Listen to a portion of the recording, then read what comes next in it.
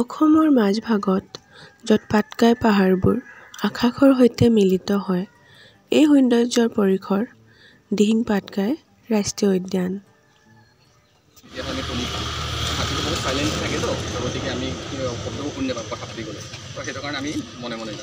গভীৰ অৰণ্য, স্ফটিক পৰিষ্কাৰ নদী আৰু ৰাজকীয় পাহাৰৰ এই সেউজীয়া প্ৰকৃতিৰ অতুলনীয় শিল্পীত্বৰ প্ৰমাণ।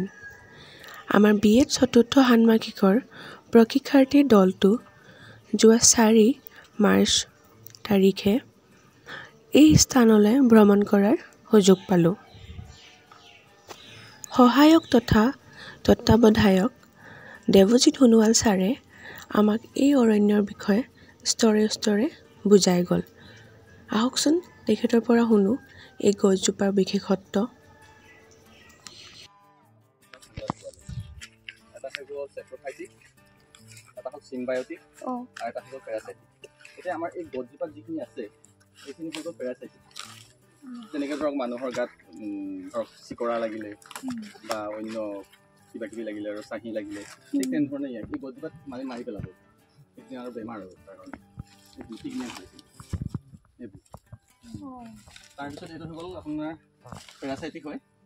চেপ্ৰফাইটিকটো হৈ গ'ল আমি যে এনেকুৱা ধৰক এইটো ওলাইছে এই কঁচা কাঠৰ ওপৰত, এইবোৰ হৈ গ'ল চেপ্ৰফাইটিক। আৰু চিম্বায়টিক হ'ল যেতিয়া গছে কথা পাতে, মানে ধৰক আপোনাৰ ইয়াত এজোপা গছ আছে, ইয়াত এজোপা গছ আছে, সেই গছজোপাৰ পৰা শিপাটো আহিলে ইয়ালৈ, সেই গছজোপাৰ শিপা আহিলে লগ হ'ল, কথা পাতে মানে ভিতৰত হয়। তেতিয়া মানে তাত চিম্বলিক হিচাপে বিভিন্ন ধৰণৰ মানে কাঠফুলা উঠে, সেইখিনি হৈ গ'ল চিম্বায়টিক। বিশেষকৈ আমাৰ দিহিং পাটকাই এনেকুৱাবোৰে দেখা পোৱা যায়। দ্বিতীয়টো এটা ব্ৰাজিলত পায়, এমাজনত, আৰু এটা আমাৰ।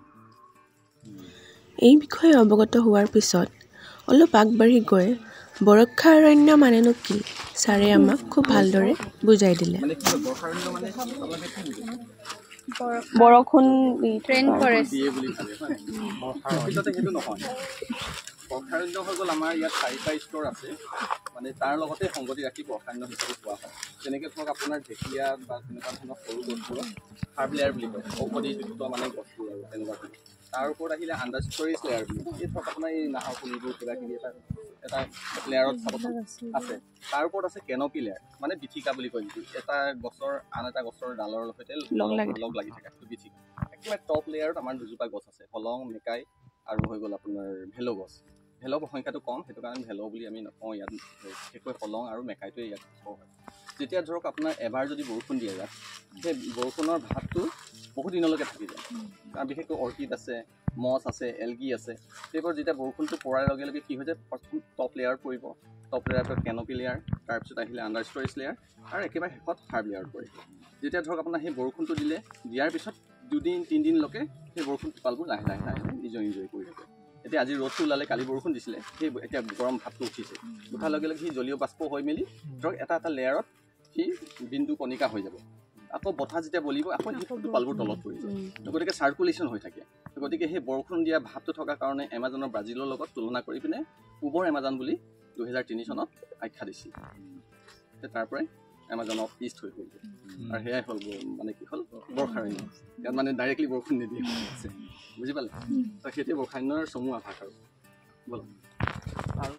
ইয়াৰ পিছতে অলপ আগবাঢ়ি গৈ আমি খেলিলোঁ এটি সৰু খেল অৰ্থাৎ 100 মিটাৰ ভিতৰত এই অভয়াৰণ্যত কিমান গছৰ পাত সৰি পৰি আছে সেয়ে সংগ্ৰহ কৰা।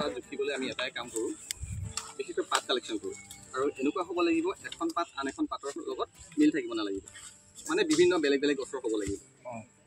তো আমি জুখি চাম, মানে ইয়াৰ পৰা গৈ তাত কিমান আমি কালেকশ্যন কৰোঁ। কোনোবা এজনে টিম লিডাৰ হওক, তেওঁক মানে গোটাই দিব পাতটো।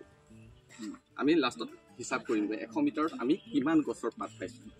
দুটা টিম কৰিলেও হ'ব, দুটা টিম কৰিলেও 2জন টিম লিডাৰ হওক, তেনেকৈ ধৰক মই এইখন। কিন্তু এটা কাম কৰিব লাগিব, গছ পাত ছিঙিব নালাগিব, সৰিৰ পৰা পাতহে হ'ব লাগিব। এনেধৰণে মই মোৰ প্ৰশিক্ষাৰ্থীসকলৰ সৈতে গছৰ পাত সংগ্ৰহ কৰাত ব্যস্ত হ'লোঁ, যদিও ছাৰে সকলো উপযুক্ত কথাবোৰ আমাক জনাই গৈ থাকিল। এইবোৰ বাৰ্নিছ চাৰ্নিছ কৰি দিলে ধুনীয়াকৈ ঘৰত মানে সলাই থ'ব পৰা হয়।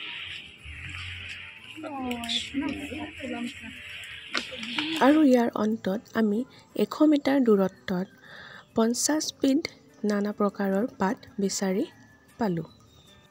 এইয়ে আমাৰ ধিং পাটকাই ৰাষ্ট্ৰীয় উদ্যান।